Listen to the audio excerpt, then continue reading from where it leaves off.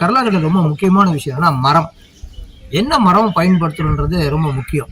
சாதாரண முள்ளு மரம், காட்டு மரம், வேப்ப மரம், புளிய மரம் அதெல்லாம் பயன்படுத்தினா கை விரல்கள் வந்து பாதிக்கப்படும், நரம்பு மண்டலம் பாதிக்கப்படும், உடல் சூடடை.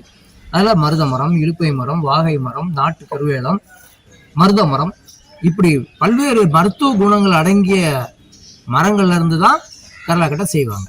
ஓகே, அப்ப அப்படிப்பட்ட மரங்கள் நமக்கு ஆரோக்கியத்தை மேம்படுத்துறதுக்கு உதவி செய்வதற்கு ரொம்ப அருமையா இருக்கும்.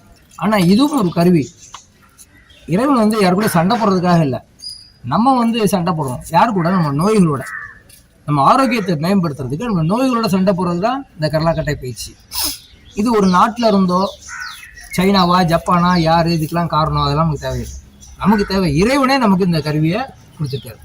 அப்ப இறைவனே சொன்னது எப்பயுமே பொய்யாகுமா? அதில் கர்நாடகா பயிற்சி தான் ஆதி காலத்து தமிழர்கள் தன்னுடைய ஆரோக்கிய மேம்பாட்டிற்கும் நோய் எதிர்ப்பு சக்திக்காகவும் இந்த கர்நாடகா பயிற்சி தான் பண்ணாங்க. ஒரு நாட்டில் அரசன் தன் போர் படை வீரர்களுக்கு முதல்ல கர்நாடகா பயிற்சி தான் கொடுப்பாங்க.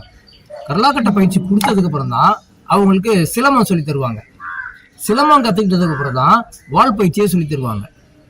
அப்போ முதல் பயிற்சியே இது கர்நாடகா பயிற்சி தான் எல்லாருக்குமே. அந்த காலத்தில் கர்நாடகா பயிற்சி ஆண்கள் மட்டும் இல்லை, பெண்களும் பண்ணியிருக்காங்க.